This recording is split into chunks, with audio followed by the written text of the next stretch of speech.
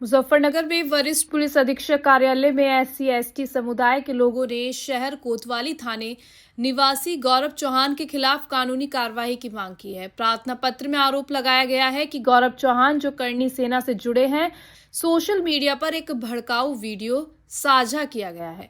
Video में गौरव चौहान सवर समाज से अपील करते दिख रहे हैं कि जब तक यूनिवर्सिटी अनुदान आयोग एक्ट 2026 वापस नहीं लिया जाता, तब तक SC/ST और OBC वर्ग के लोगों को उनके प्रतिष्ठानों, फैक्ट्रियों, अस्पतालों और निजी शिक्षण संस्थानों से निकाल दिया जाए और बोर्ड लगाकर लिखा जाए कि आपकी यहाँ कोई जरूरत नहीं। शिकायत में बताया गया है कि वीडियो अब तक 1500 से अधिक टिप्पणियां और शेयर प्राप्त कर चुका है, जिसमें लोग गौरव चौहान के समर्थन में लिख रहे हैं। इससे सामाजिक तनाव बढ़ रहा है और SC/ST व OBC समुदाय में आक्रोश उत्पन्न हो रहा है। शिकायतकर्ता का कहना है कि अपील संविधान के समानता और मौलिक अधिकारों के खिलाफ है और इस तरह के भड़काऊ संदेश से जातीय हिंसा का खतरा बढ़ सकता है। उन्होंने पुलिस से अनुरोध किया है कि गौरव चौहान के खिलाफ SC/ST एक्ट और आवश्यक कानूनी प्रावधानों के तहत कार्रवाई की जाए, ताकि जिले में शांति और कानून का राज कायम रहे और संविधान द्वारा प्रदत्त अधिकारों की रक्षा सुनिश्चित हो सके। ये आपका परिचय? दीपक गंभीर, वाल्मीकि आंदोलन अध्यक्ष। आज काफी सारे लोग SSP ऑफिस आए हैं, एप्लीकेशन भी दी है, क्या है मामला? देखिए, जैसे कि आपको विदित है कि भारत सरकार ने UGC कानून लागू किया है दलित पिछड़ों के हितों के लिए, और उसी को लेकर एक गौरव चौहान है जो एक असामाजिक तत्व के रूप में जाना जाता है। तो उसने एक विवादित वीडियो वायरल की है, जिसमें उसने अपने सवर्ण समाज से मांग की है कि शिक्षा, स्वास्थ्य और रोजगार ये सभी बनिए ब्राह्मणों के अधीन है। अब फैक्ट्री हमारी है, अस्पताल हमारे हैं, स्कूल हमारे हैं। तो जब तक ये एक्ट वापस नहीं लिया जाता, जैसे काला कानून बता रहे हैं हक अधिकार के लिए, चलो अगर आपकी लड़ाई है तो सरकार से लड़े, कानून से लड़े, लेकिन ये एक जातंकवादी जो उसकी सोच है, उसने कहा है अपनी वीडियो वायरल में कि जितने भी दलित हैं, SC/ST OBC वाले लोग हैं, इनको अपने स्कूलों से बाहर करें, फैक्ट्री से बाहर करें, अपने प्रतिष्ठानों से बाहर करें, अस्पतालों से बाहर करें, ये अपना इलाज अपने स्कूलों, कॉलेजों, अस्पतालों में करा लेंगे। तो मैं ये सोचना चाहता हूँ, पूछना चाहता हूँ पत्रकार बंधुओं से, और अभी SSP साहब के पास भी हम लोग आए, कि यदि ऐसे लोग समाज के बीच में रहे तो कहीं ना कहीं शहर में दंगे की आशंका बनी हुई है।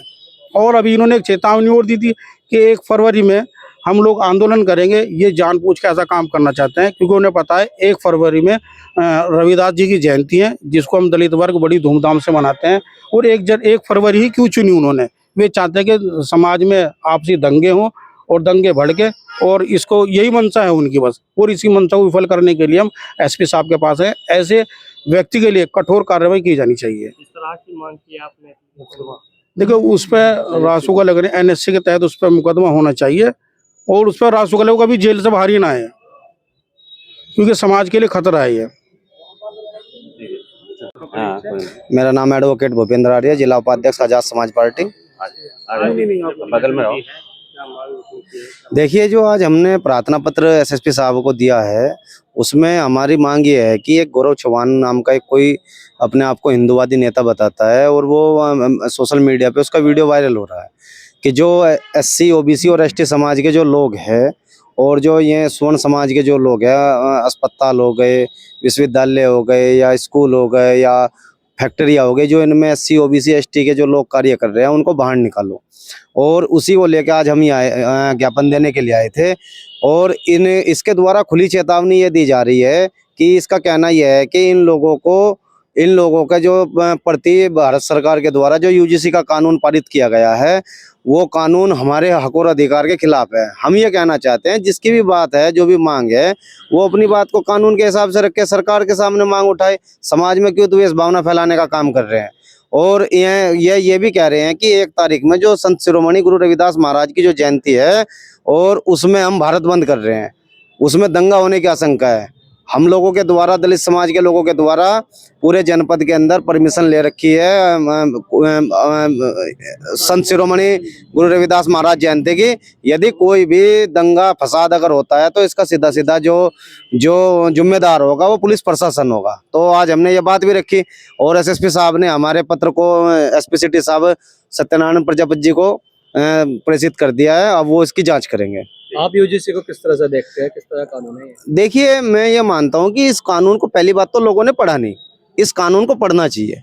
यूजीसी के अंडर में न तो एम्स आते, ना यूजीसी के अंडर में आईआईटी आती, तो यूजीसी के अंडर में जो भारत सरकार के जो ग्रांट से जो विश्वविद्यालय चलते हैं वही तो आ रहे हैं इसमें। दूसरी बात, इसमें 10 सदस्य टीम है, जो 10 सदस्य जो कमेटी है वो कमेटी बनेगी। उस कमेटी में एक एससी का, एक ओबीसी का, एक एसटी का रहेगा। लेकिन जो इसका चेयरमैन होगा वो चेयरमैन इसका जो उस यूनिवर्सिटी का जो कुलपति है वो रहेगा। दूसरी बात यह है, जो इसमें 20 दिन का जो प्रावधान रखा है कि जांच होगी, प्राथमिक जांच के बाद ही इसमें आगे की कार्रवाई होगी। मेरा मानना यह है कि जो लोग इसमें अपनी राजनीति चमकाने का काम कर रहे हैं, कहीं ना कहीं समाज को भिड़वाने का काम कर रहे हैं, अखंडता और एकता भारत की तोड़ने का ये लोग काम कर रहे हैं। मैं ये मानता हूं कि व्हाट्सएप यूनिवर्सिटी और फेसबुक यूनिवर्सिटी को छोड़ के ये इस कानून को पढ़े, और जब ये इस कानून को पढ़ेंगे तो इनको पता चलेगा इस कानून में किन लोगों के लिए हक और अधिकार दिए गए हैं। अपनी राय हमें कमेंट बॉक्स में ज़रूर दें। ऐसे ही लेटेस्ट अपडेट्स के लिए हमारे चैनल रॉयल बुलेटिन को लाइक, शेयर और सब्सक्राइब करना ना भूलें।